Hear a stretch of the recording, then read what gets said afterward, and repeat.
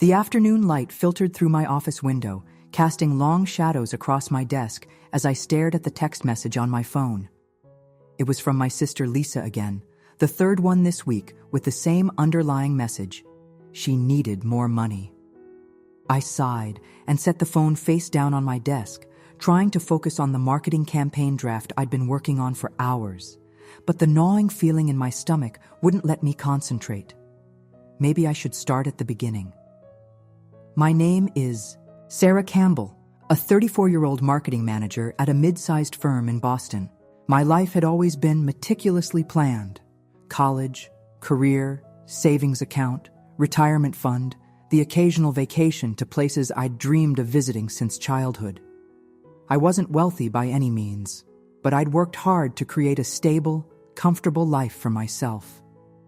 That was until my sister's marriage imploded 4 years ago, creating a ripple effect that would eventually turn into a tidal wave, threatening to drown everything I'd built. Lisa had always been the impulsive one, beautiful, charming, and perpetually in need of rescue. When she married Mark after a whirlwind 6-month romance, I had my doubts, but kept them to myself. They had Tyler a year later, and for a while, it seemed like Lisa had finally found her footing.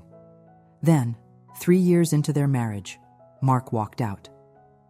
No warning, no discussion, just a note saying he couldn't do this anymore, and a bank account drained of their modest savings.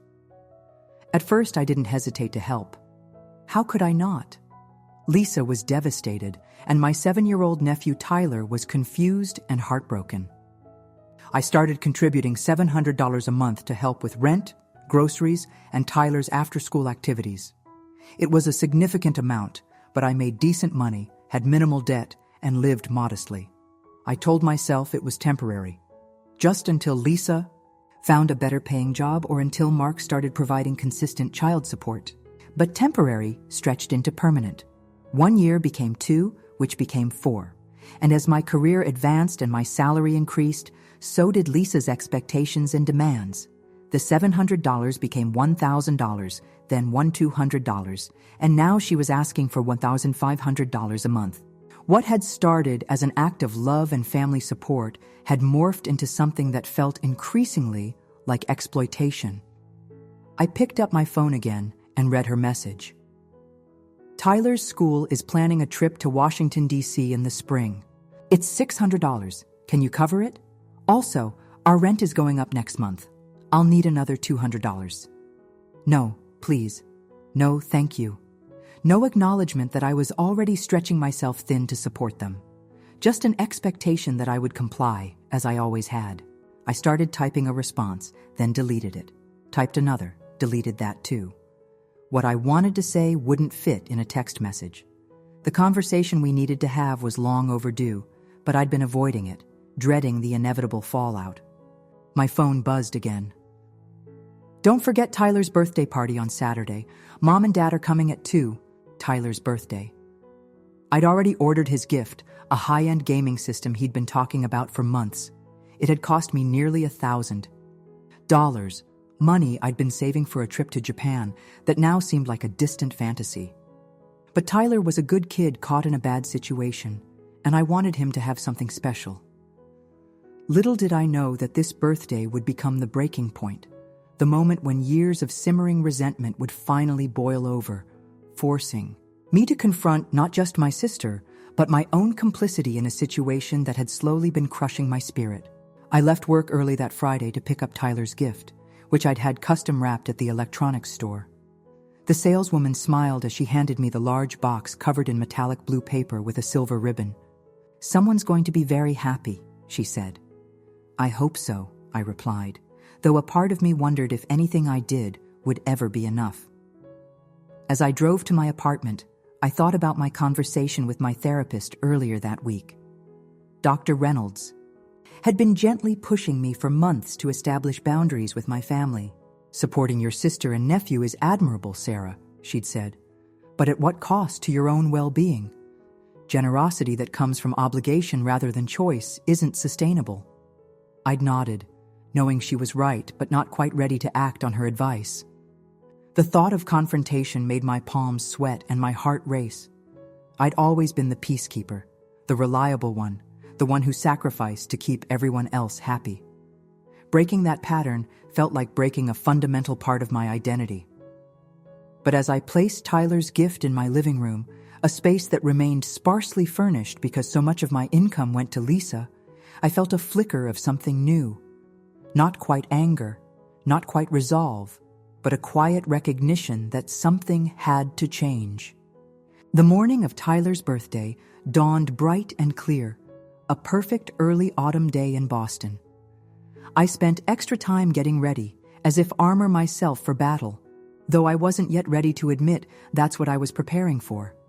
I carefully applied my makeup, styled my hair, and chose a casual but polished outfit: dark jeans, a soft blue sweater that brought out my eyes, and the pearl earrings my grandmother had given me before she died. The drive to Lisa's apartment took 40 minutes, through neighborhoods that gradually declined in affluence. Lisa lived in a 2-bedroom place in a decent area, not luxury by any means, but safe and close to a good school for Tyler. I knew. Her rent was $2,200 a month, a significant portion of which came from me. As I pulled into the visitor parking spot, balancing the large gift on my hip, I felt the familiar mixture of love and resentment that had become my constant companion. Lisa opened the door before I could knock, her face tight with stress despite her attempt at a smile. "You're late," she said by way of greeting. I checked my watch. "It's 1:50. You said everyone was coming at 2. She rolled her eyes, stepping back to let me in. "Mom and Dad got here early. Tyler's friends and their parents will be here any minute. I could have used your help setting up." I bit back a retort about the lack of invitation to come early and help, instead forcing a smile as I presented the large package. "Where should I put this?" "With the other gifts," she said, gesturing toward a small table already holding a few modestly wrapped packages. Mine dwarfed them all, both in size and, I suspected, in cost. Our parents sat on the couch, both looking up with identical expressions of mild disapproval at my timing. My father, Robert, a retired high school principal with perpetually perfect posture, gave me a perfunctory hug. My mother, Eleanor, kissed my cheek and immediately launched into a story about the terrible traffic they'd encountered driving in from their suburb. Tyler was nowhere to be seen. "Where's the birthday boy?" I asked. "In his room, playing that computer." "Game you got him last Christmas," my mother said, with a slight emphasis on "you" that made it clear she still thought the gift had been excessive. I headed down the short hallway to Tyler's room, knocking softly on the door decorated with soccer stickers and a keep out sign that hadn't been there the last time I visited. "Tyler, it's Aunt Sarah." The door opened, and there stood my nephew, on the cusp of adolescence at 11 years old. He had his father's dark hair and height already reaching my shoulder, but his eyes were all Lisa's, wide-set, dark blue, framed by thick lashes. He gave me a quick, one-armed hug, the kind that said, "I'm too old for this, but I'll humor you." "Hey, Aunt Sarah." "Happy birthday, buddy. Excited for your party?" He shrugged, the universal gesture of pre-teen indifference. "I guess." "Mom invited. A bunch of kids from my class. It's kind of lame." I smiled, remembering that delicate age when anything chosen or arranged by a parent was automatically suspect. "Well, I brought you something I think you'll like." A flicker of interest crossed his face. "Yeah? It's with the other presents. You'll have to wait and see." Before he could respond, the doorbell rang, announcing the arrival of the first guests. The next hour passed in a blur of introductions, awkward small talk with parents I didn't know, and helping Lisa serve pizza and soda to a group of energetic 11-year-olds. I noticed that despite complaining about lack of help, Lisa had organized a decent spread. Pizza from an upscale local place rather than a chain, a custom-made cake from a bakery I knew wasn't cheap, and goodie bags that looked professionally assembled, all things that cost money. My money, in large part. The thought came unbidden, and I immediately felt guilty for it. This was Tyler's day. I wouldn't spoil it with grievances, justified as they might be. Finally, it was time for presents. The kids gathered around as Tyler opened gift after gift, video games, sports equipment, gift cards, clothes, receiving each with polite thanks that became increasingly perfunctory as the pile dwindled. Finally, only my large box remained. "This one's from your Aunt Sarah," Lisa announced, a strange edge to her voice as she helped Tyler maneuver the bulky package in front of him. As he tore off the wrapping paper, his eyes widened with recognition. "No way!" he exclaimed, genuine excitement breaking through his cultivated cool for the first time that afternoon. "The Elite Pro 5000 gaming system. This is awesome!" He looked up at me with a grin that made all the financial strain momentarily worth it. "Thanks, Aunt Sarah."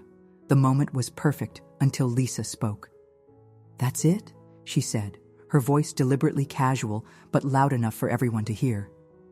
"Just the basic system? No extra controllers or games?" The room went quiet. Tyler's smile faltered, his eyes darting between his mother and me. "I thought the system came with some built-in games," I said, feeling heat rise to my face. "The starter games are for little kids," Lisa said with a dismissive wave. "The good ones cost extra, and he'll need at least one more controller if he wants to play with friends." My father cleared his throat. "It's still a very generous gift, Lisa." "Of course it is," she said quickly. "I'm just surprised, that's all. Sarah bought herself a new car last year. I thought given her resources, she might have sprung for the complete package." The new car she referred to was a used Honda Civic I'd purchased after driving my old car for 12 years, well past the point when most people would have replaced it. And I'd only been able to afford even that modest upgrade because I'd finally paid off my student loans after years of diligent payments. "Actually," Tyler said, examining the box, "it says it comes with 2 controllers and 3 games." He looked up at his mother. "It's exactly what I wanted. It's perfect." I shot him a grateful look, touched by his attempt to diffuse the tension his mother had created. But Lisa wasn't finished. "Well, that's good then," she said with a tight smile. "Though if Sarah had told me she was just getting the system, I could have asked her to get you something else instead, like helping with a car maybe. You'll be driving before we know it, and we should start saving now." "A car? For an 11-year-old? I stared at my sister in disbelief. One of the other parents laughed nervously. "My son won't stop talking about driving either, and he's only turning 12. I keep telling him, enjoy being a kid while you can." But Lisa didn't join in the laughter. Instead, she fixed me with a calculating look. "Sarah's always been so generous with Tyler. Haven't you, Sarah? We're very lucky to have her." Something in her tone, the entitlement, the manipulation, the public show of gratitude that felt like anything but, finally snapped whatever restraint I'd been clinging to. "Can I talk to you privately for a minute?" I said to Lisa, my voice steady despite the anger coursing through me. Lisa blinked, clearly not expecting resistance. "We're in the middle of Tyler's party." "It'll just take a minute," I insisted, already moving toward the kitchen. With obvious reluctance, Lisa followed me. As soon as we were out of earshot of the guests, I turned to face her. "What the hell was that?" I demanded in a harsh whisper. "What was what?" She had the audacity to look confused. "You know exactly what," implying my gift wasn't good enough, suggesting I should be saving for a car for Tyler, making me look cheap in front of all those people. Lisa folded her arms defensively. "I didn't say your gift wasn't good enough. I was just surprised you didn't get the full package, given how much you make." "You have no idea how much I make," I shot back. "And whatever it is, I've been sharing a significant portion of it with you for years." "Years, Lisa. With very little acknowledgement or gratitude." "Gratitude?" Her eyebrows shot up. "You're his aunt. He's your nephew. Family helps family. That's what family does." "Yes, family helps family. But there has to be a limit. There has to be appreciation. This isn't help anymore, Lisa. It's expectation. It's entitlement. So what are you saying? That you're keeping score? That you expect us to grovel because you help out financially? I'm saying, I replied, struggling to keep my voice down, that I've sacrificed a lot to support you and Tyler. I've put my own life, my own goals on hold. And instead of recognition, all I get is criticism because my $1,000 gift isn't extravagant enough? Lisa's eyes widened slightly at the amount, but she recovered quickly. If $1,000 is such a hardship for you, maybe you should re-examine your priorities. Tyler is family. My priorities? I laughed bitterly. My priority for the past 4 years has been helping you and Tyler stay afloat. Do you know what I've given up to send you $1,500 every month? Do you even care? Before Lisa could respond, the kitchen door swung open, and our mother entered, her expression a mixture of concern and disapproval. "What's going on in here?" she demanded in a harsh whisper. "There's a party happening, and the two of you are hiding in the kitchen arguing? Tyler's looking for you, Lisa. It's time for cake." Lisa shot me a warning look. "We'll finish this discussion later." But I wasn't done. As she turned to leave, I grabbed her arm. "No, we'll finish it now. Mom should hear this too." "Hear what?" my mother asked, her gaze shifting between us. "How about the fact that I've been supporting Lisa and Tyler financially for 4 years? That I currently give her $1,500 a month, which is about to become $1,700 based on her latest demand? That I haven't taken a real vacation in years because every spare penny goes to them? And that despite all that, she had the nerve to criticize my $1,000 gift to Tyler in front of everyone?" My mother's expression shifted from surprise to something more guarded. "You've been giving her that much? Every month?" "You didn't know?" I asked, though her reaction answered my question.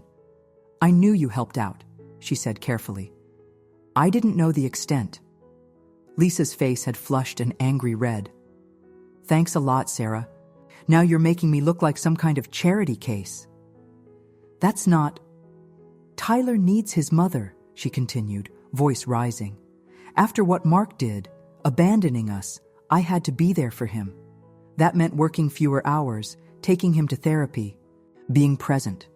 If you had children, you'd understand. It was a low blow, one she knew would hit its mark. I'd always wanted children. But at 34, single and now financially strained, that dream seemed increasingly distant." "Don't you dare," I said, my voice shaking. "Don't you dare use that against me."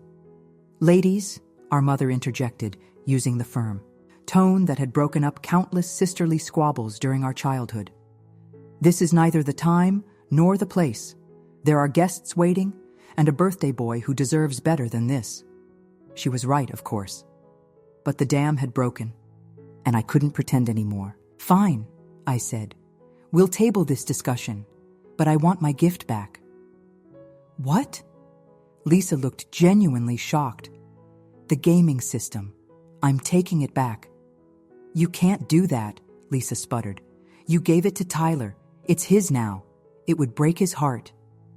"What would break his heart," I countered, "is growing up believing that it's okay to treat people who help you with contempt.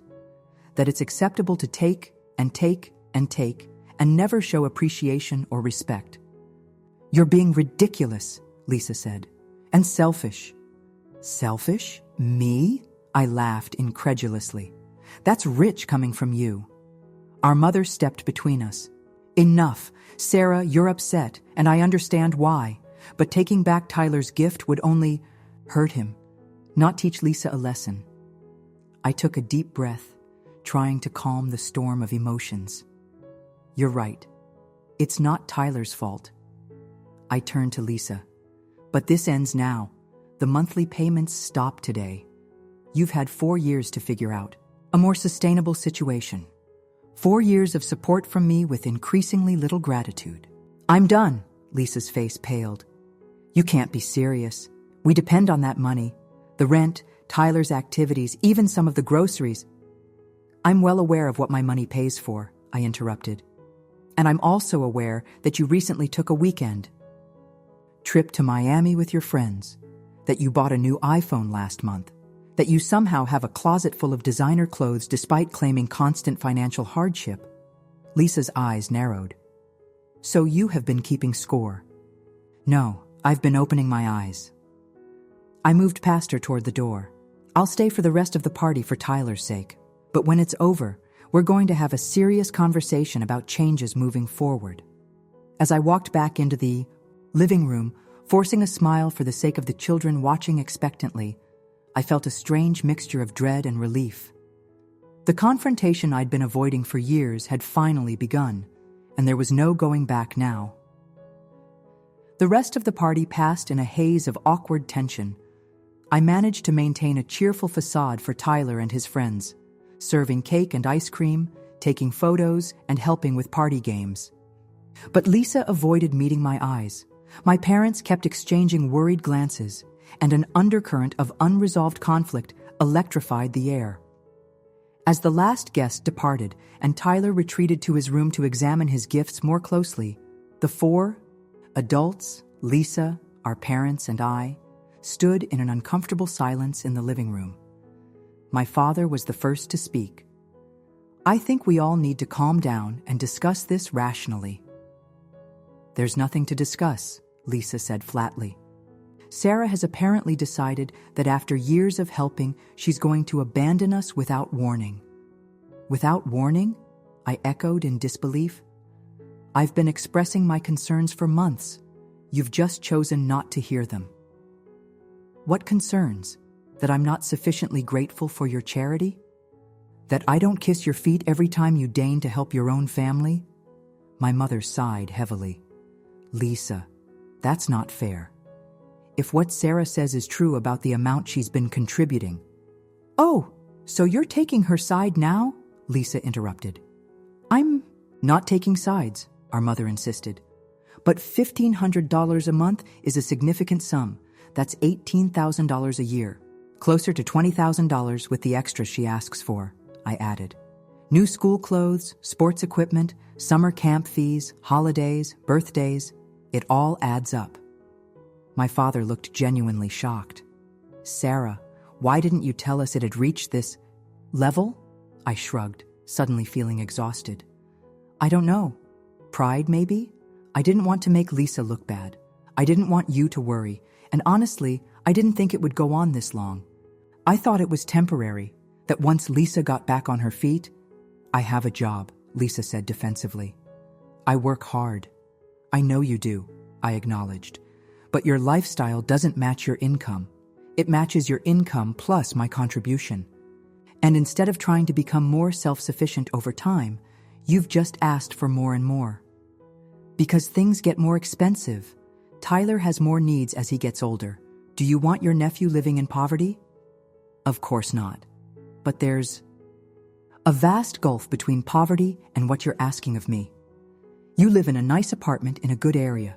Tyler goes to a great school. He has nice clothes, the latest electronics, extracurricular activities. These aren't necessities, Lisa. They're luxuries. Luxuries I've been happy to help provide. Until today. What happened today? My father asked. Today, I realized that no matter what I give or do, it will never be enough. That Lisa sees me not as a sister who's generously helping, but as a resource to be tapped, a bank account with no bottom. And I can't do it anymore. I won't.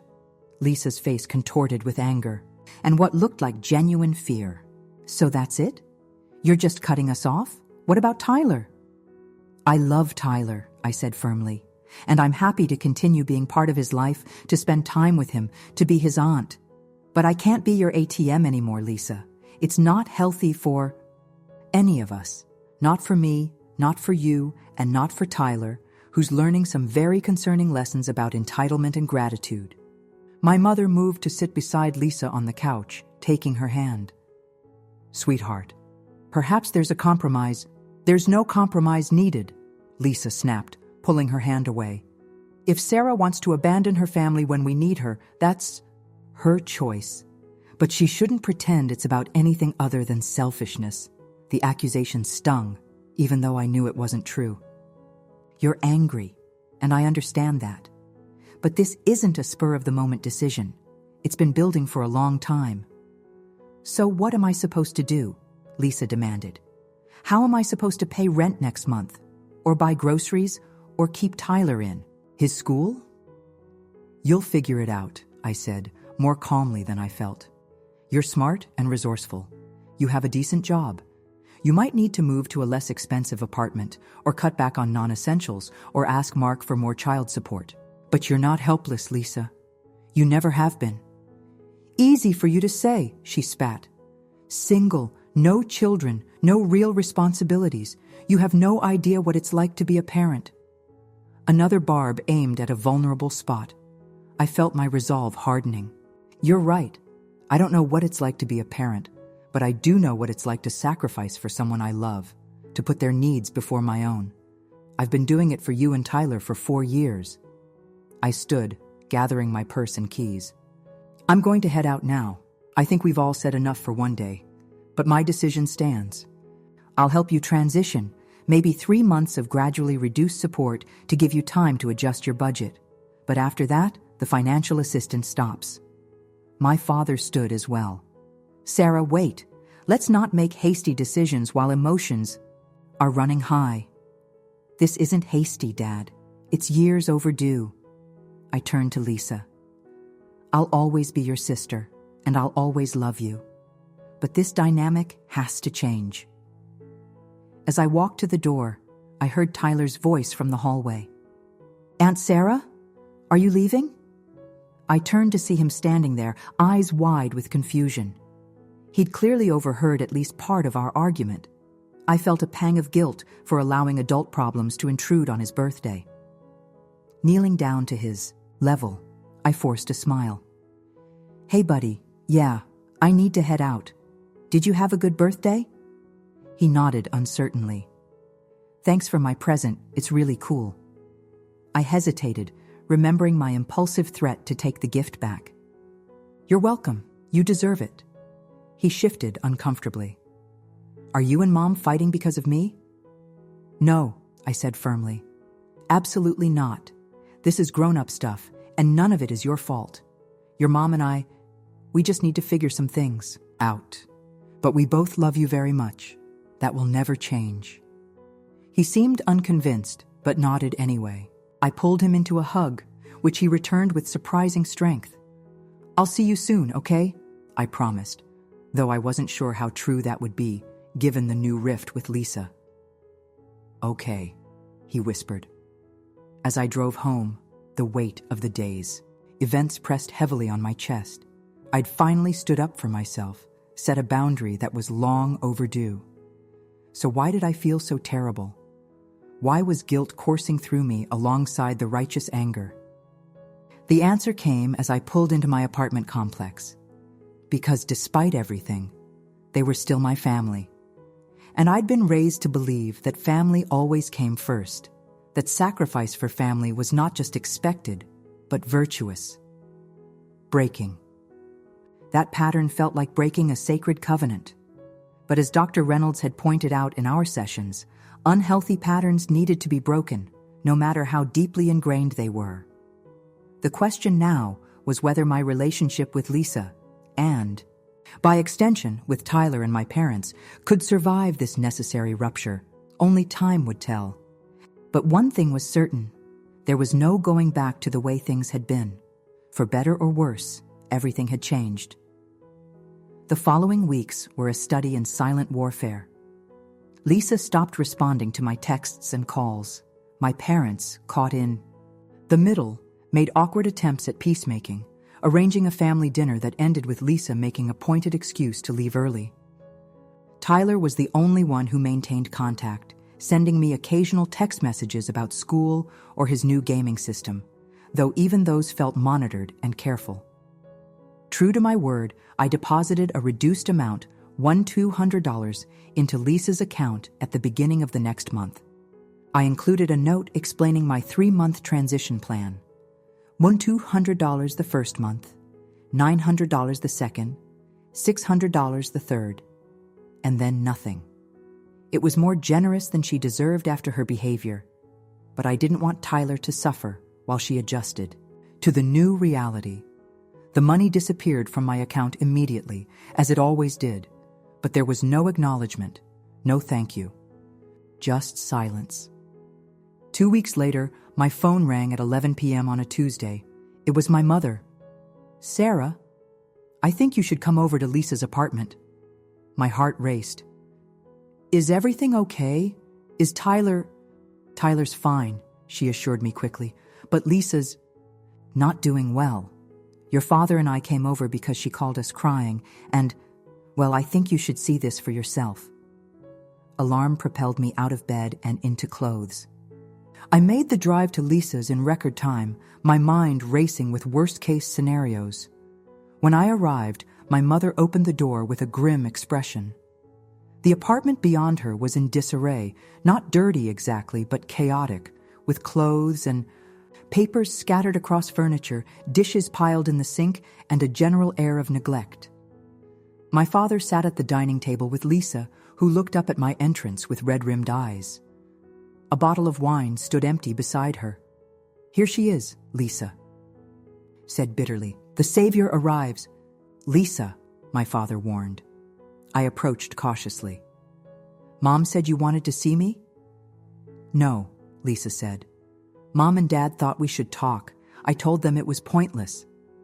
My mother guided me to the table, placing a hand on my shoulder as I sat. "Lisa, received some news today.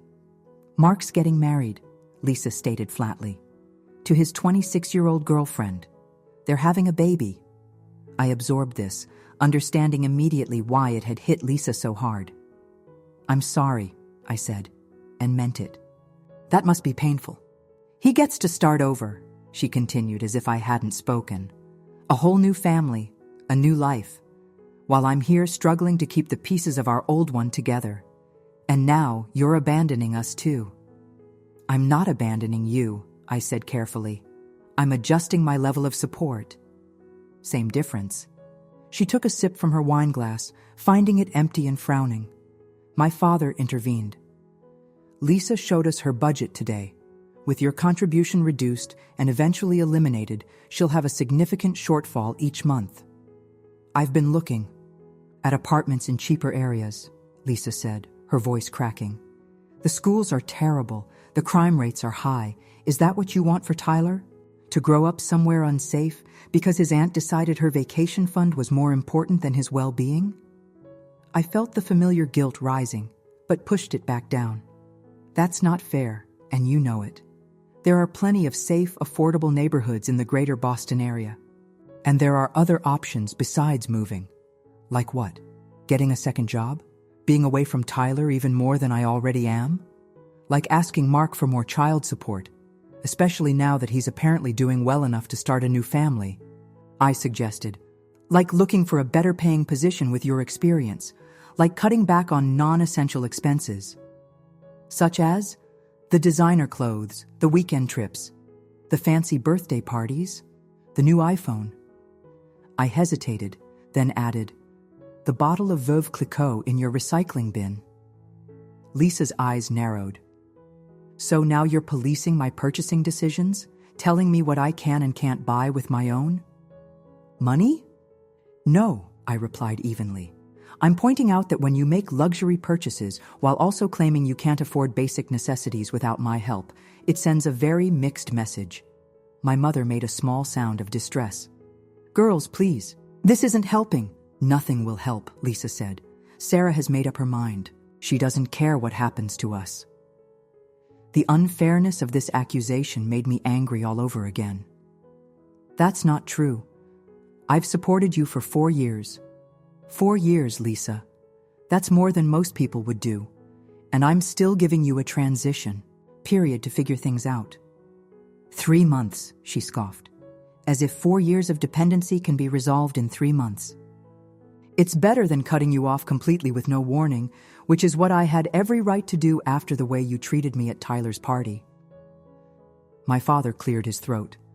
"Perhaps we could focus on practical solutions rather than rehashing grievances." "Dad's right," I said. making an effort to soften my tone. Lisa, I'm genuinely willing to help you figure this out. We could look at your budget together. Research more affordable housing options that are still in good areas. Help you update your resume or practice for job interviews if you want to look for something better paying.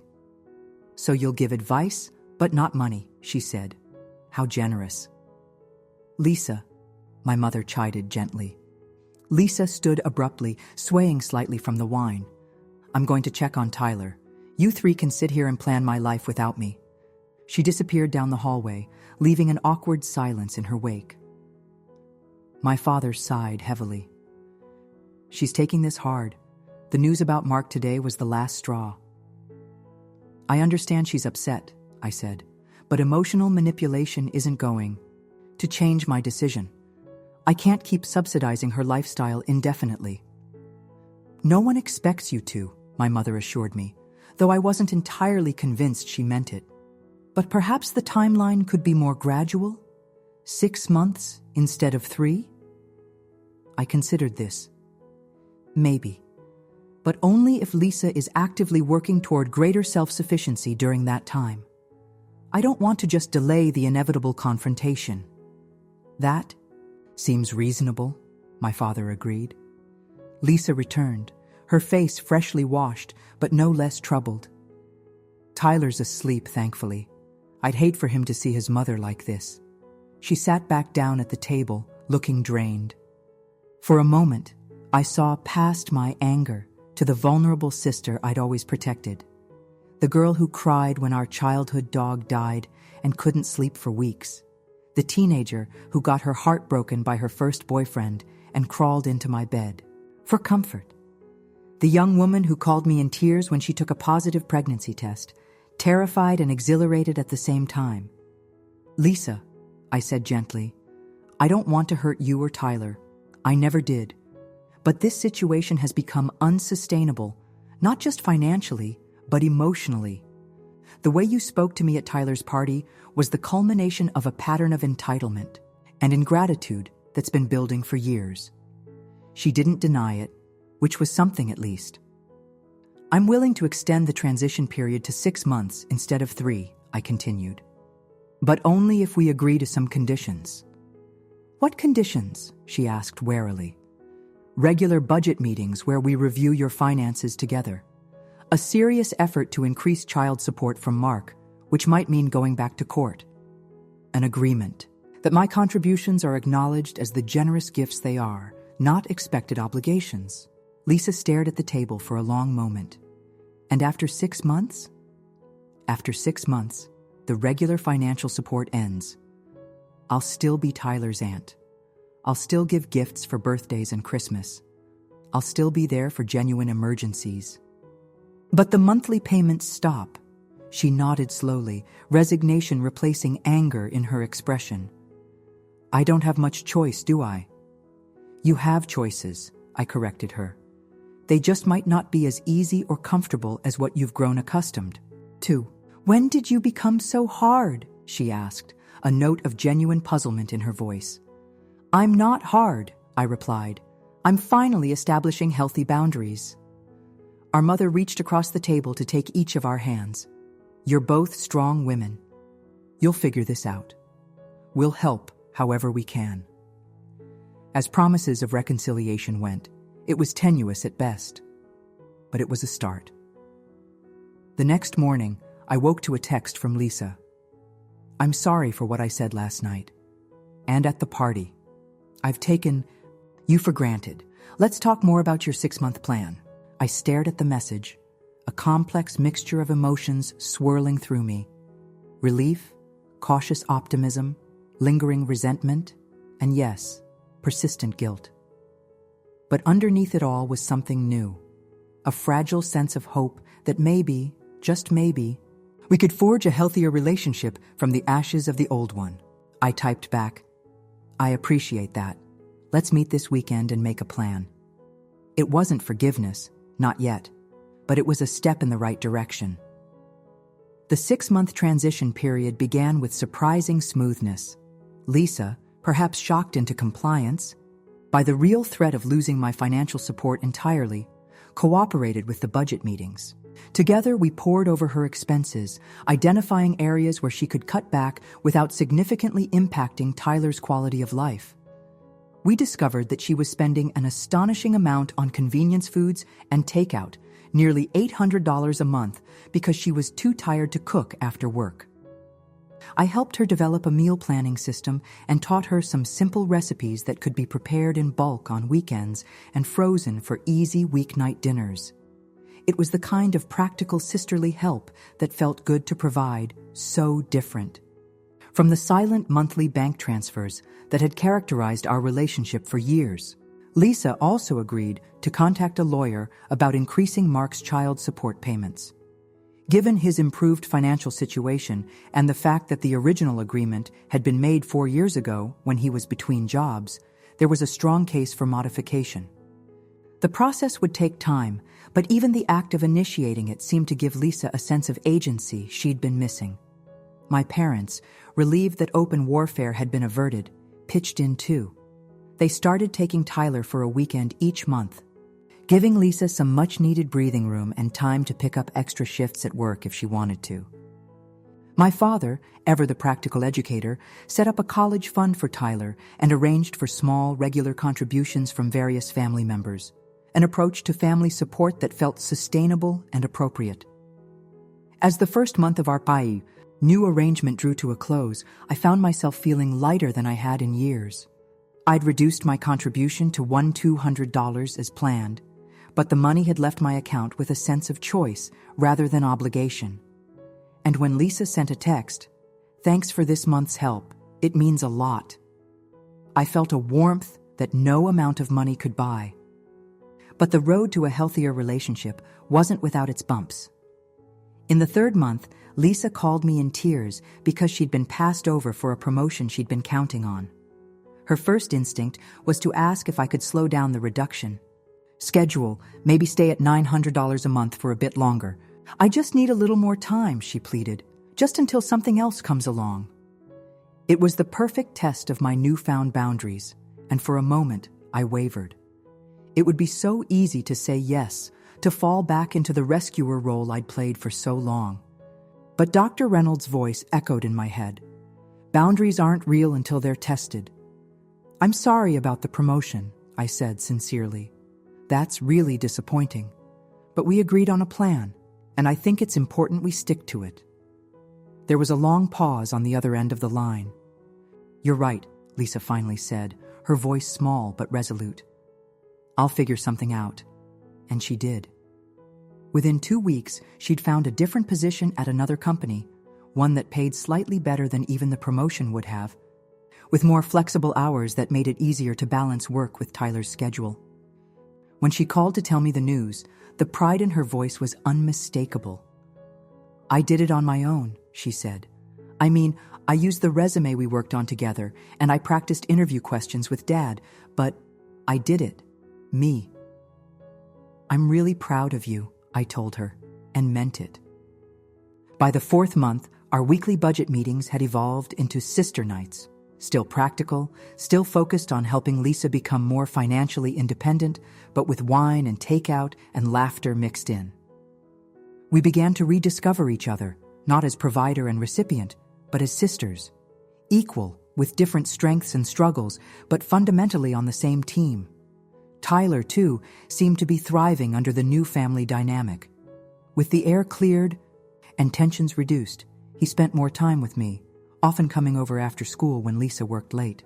I helped him with homework, taught him to cook a few basic dishes, and yes, occasionally played on the gaming system I'd given him, which Lisa had graciously allowed him to bring to my apartment.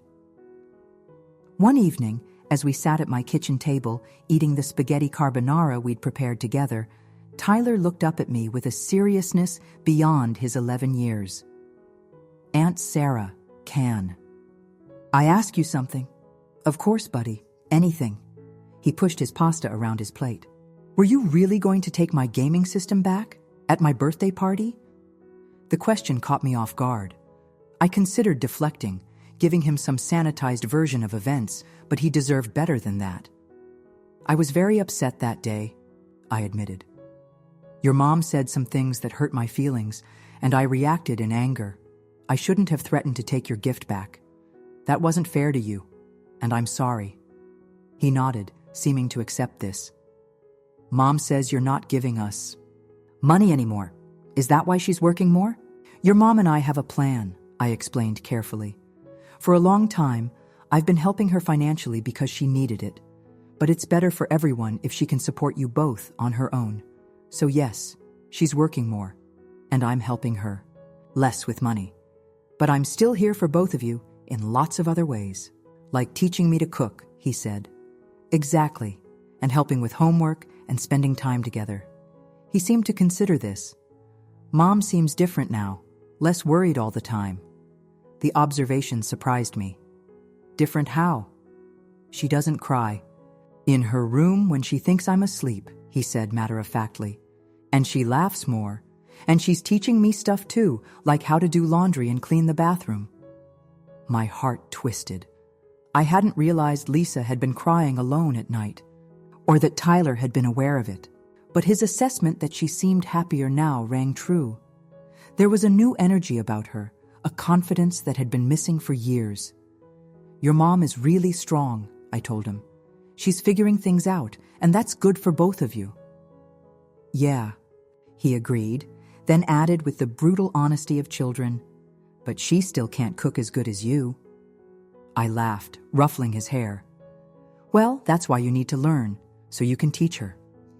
As we finished dinner and moved on to homework, I felt a deep sense of contentment. The relationship I was building with Tyler now, based on genuine connection, rather than financial support, felt more meaningful and sustainable than what we'd had before. And the same was true of my renewed bond with Lisa.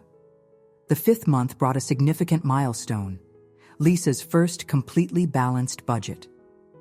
With her new job, increased child support from Mark, the court had ruled in her favor, and reduced expenses, she had managed to cover all her bills with a small amount left over for savings. She proudly presented the spreadsheet at our weekly meeting, practically glowing with accomplishment. I never thought I could do this, she admitted. I've been terrified of money my whole adult life.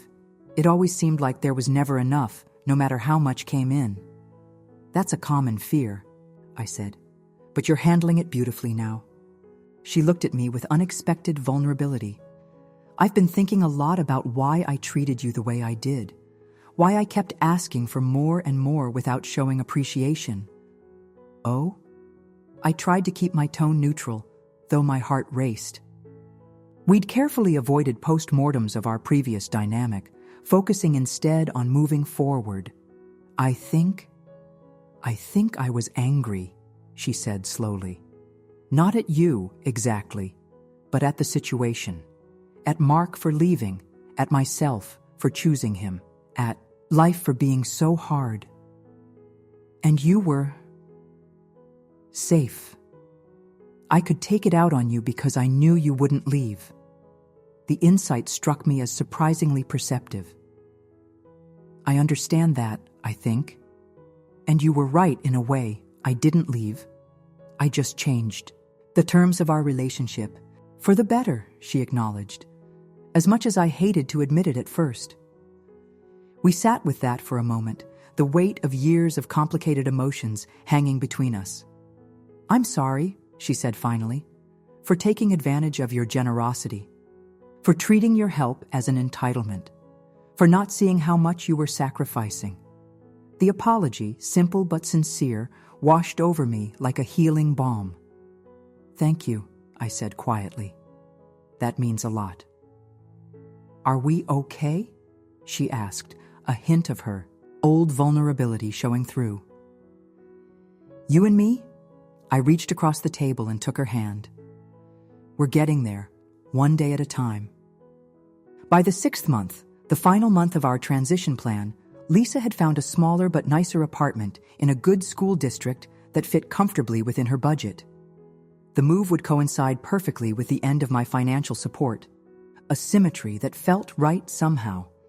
I helped her pack, sorting through years of accumulated possessions, deciding what to keep, what to donate, what to discard. It was therapeutic for both of us, a physical manifestation of the emotional decluttering we'd been doing. As we wrapped dishes in newspaper, Lisa asked, "Will you still come over for dinner sometimes? Even when you're not obligated to check on my budget?" I smiled at her. "Of course, we're sisters. That doesn't change. And you'll still spend time with Tyler?" "Try and stop me," I laughed. "He's the best sous chef I've ever had." She returned my smile, but there was something wistful in it. "I'm going to miss our weekly meetings." "They don't have to end," I pointed out. "They just don't have to be about money anymore." "Sister nights," she suggested. "Sister nights," I agreed. On the day of the move, my parents, Lisa, Tyler, and I, worked together to transport boxes and furniture to the new apartment. It was smaller but brighter, with a park nearby and a shared courtyard where Tyler could play safely. His room had been painted blue, his favorite color, and he seemed genuinely excited about the fresh start. As we arranged furniture and unpacked essentials, there was a lightness in our family interactions that had been missing for years. My parents bickered good-naturedly about the best placement for the couch. Tyler and I set up his gaming system in his new room. Lisa directed operations with confidence, clearly taking ownership of her new home. When the work was done and pizza ordered, we collapsed in the living room, surrounded by half-unpacked boxes, but too tired to continue. "A toast," my father proposed, raising his soda can. "To new beginnings." "To self-sufficiency," Lisa added, looking at me with a small, proud smile. "To family," my mother said. "To sister nights," I contributed. Tyler, never one to be left out, raised his glass of milk. "To not having to share a bathroom with Mom anymore," he declared, causing us all to burst into laughter. As night fell and my parents prepared to leave, Lisa pulled me aside in the kitchen. "Today's the last day, isn't it?" she asked. "Of our 6-month plan," I nodded. "It is." "So no more checks," she stated. Not a question, but a confirmation. "No more regular financial support," I agreed. "Though, as I've always said, I'm here for genuine emergencies." She surprised me by pulling me into a tight hug. "Thank you," she whispered against my hair. "Not just for the money all these years, but for believing I could do this on my own, for forcing me to try." I hugged her back, feeling the last of my resentment dissolve. "You're stronger than you knew." "We both are," she said, pulling back to look at me with eyes shining with unshed tears. "And Tyler is too. He's going to be okay, isn't he? We haven't screwed him up too badly with all this?" "Tyler is amazing," I assured her. "Resilient, perceptive, kind. You've done a great job with him, Lisa. Never doubt that." She wiped her eyes, laughing a little. "God, when did we become such sentimental saps?" "Probably around the same time we became actual grown-ups," I suggested. Better late than never, I guess. As I drove home that night to my quiet apartment, I felt a sense of closure and new beginning all at once. The monthly transfers that had dominated our relationship for so long were over, but something more valuable had taken their place. Mutual respect, genuine appreciation, and a healthier dynamic that would serve us all better in the long run. I thought about the trip to Japan I'd been dreaming of for years, the one I'd repeatedly postponed to help Lisa and Tyler. With my finances finally my own again, perhaps it was time to dust off that old dream, to remember that taking care of myself wasn't selfish, but necessary. When I reached my apartment, I opened my laptop and began researching flights to Tokyo for the spring. As cherry blossom season appeared on my screen in vibrant pink, I felt a surge of anticipation. This wasn't just a vacation, it was a statement. A declaration that my life was my own, my choices were valid, and my dreams mattered too. I booked the flight. 6 months later, I stood under a canopy of cherry blossoms in Ueno Park, Tokyo, watching pink petals drift like snow in the gentle spring breeze. My 2-week solo journey through Japan had been everything I'd hoped for and more. Beautiful, challenging, enlightening, and profoundly restorative. I'd sent postcards to Tyler from every city I visited, sharing snippets of Japanese culture and history that I thought would interest him. His enthusiastic responses by text had been a highlight of my trip, his curiosity and engagement showing a maturity beyond his years. Lisa, too, had stayed in touch, sending updates about their new life. Her job was going well. She'd started dating again, cautiously. Tyler had made the honor roll. Small victories, ordinary milestones, but precious in their normalcy. As I prepared to return home, I felt changed in subtle but significant ways. The experience of traveling alone, navigating a foreign culture, making decisions based solely on my own desires. It had awakened a confidence and independence I hadn't fully realized was dormant in me. For so long, I'd defined myself in relation to others: sister, aunt, supporter, rescuer. In Japan, I'd simply been Sarah, answerable only to myself. My return to Boston coincided with Tyler's 12th birthday. Unlike the previous year's elaborate party that had precipitated our family crisis, this celebration was simple. A small gathering at Lisa's new apartment with a few of Tyler's closest friends, homemade cake, and modest decorations. When I arrived with my gift, a traditional Japanese board game I'd found in Tokyo, and a book about Japanese history and culture, Tyler greeted me with a hug that felt different somehow. Less obligatory, more genuine. "Aunt Sarah, did you really just get back today? You didn't have to come if you're tired. And miss your birthday?" "Not a chance," I assured him, handing over my carefully wrapped gifts. "Besides, I brought you something special." As he unwrapped the presents, his face lit up with genuine interest. "This is so cool. Can you teach me how to play?" "Absolutely. Maybe this weekend?" He nodded eagerly, then lowered his voice. "Mom made the cake herself. It's a little, interesting looking. But don't say anything, okay? She worked really hard on it." The conspiratorial whisper, the protective instinct toward his mother. These were new. Tyler was growing up, developing empathy, understanding nuance. It warmed my heart to see. Lisa emerged from the kitchen, looking flustered but happy in an apron dusted with flour. When she saw me, her face broke into a genuine smile. "The world traveler returns. You look amazing, Sarah, all glowy and relaxed." We hugged, and I felt none of the tension that had characterized our embraces for so long. "Your apartment looks great," I said, noting the personal touches she'd added since moving day, photos artfully arranged on the walls, cushions that brightened, the modest furniture, potted plants thriving on the windowsills. "You've really made it a home. On a budget, no less," she said with a wink. Those budgeting skills you forced me to learn actually came in handy. The party was simple but joyful. Tyler and his friends played video games and devoured pizza. The cake, though indeed interesting looking, as Tyler had warned, was delicious. My parents arrived bearing their own gifts, an easy conversation. The family dynamic noticeably lighter than it had been in years. As the celebration wound down and Tyler's friends departed, Lisa invited me to stay for coffee. We sat at her small kitchen table, just the two of us, while Tyler showed his grandparents his latest school project in the living room. "So," Lisa said, studying me over her coffee cup, "Japan was everything you hoped?" "More," I admitted. "It was, I don't know how to describe it. Freeing, maybe." She nodded thoughtfully. "You deserved it. After everything you've done for us, you more than deserve to do something just for you." The acknowledgement, casual but sincere, meant more than she could know.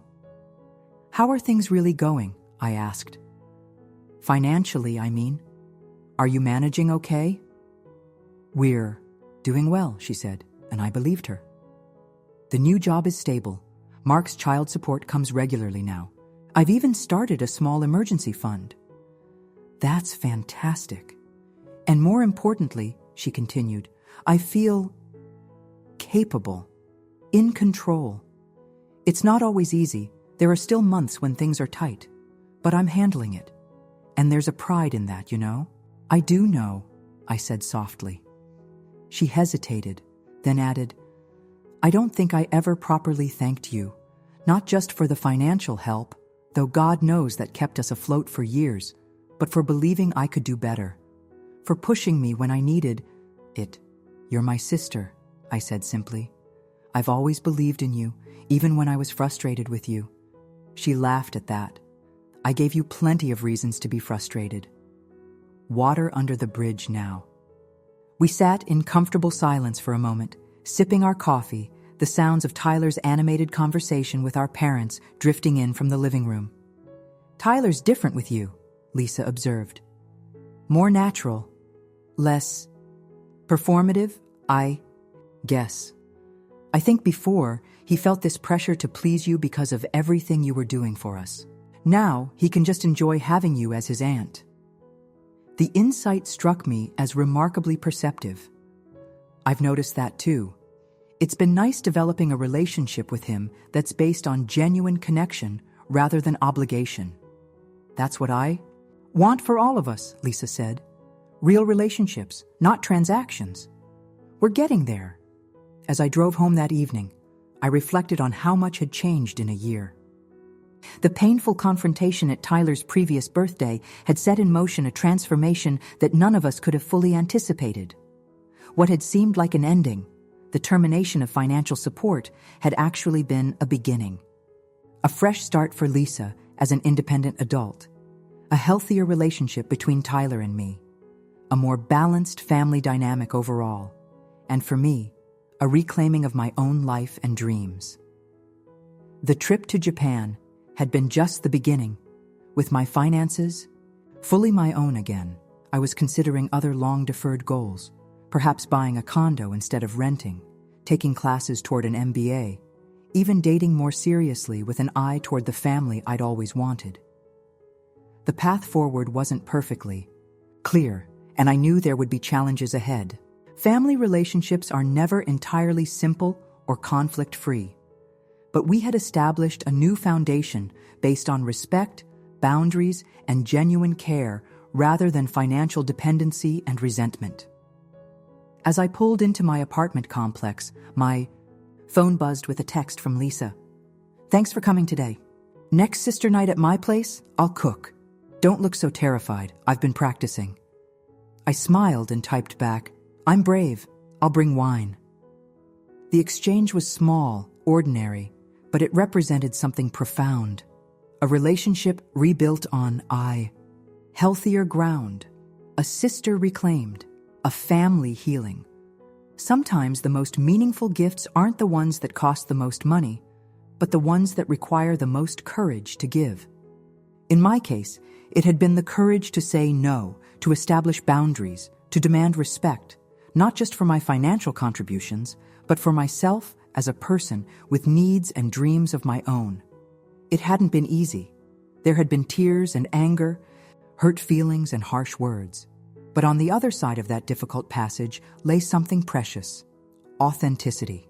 The freedom to help because I chose to, not because I felt obligated.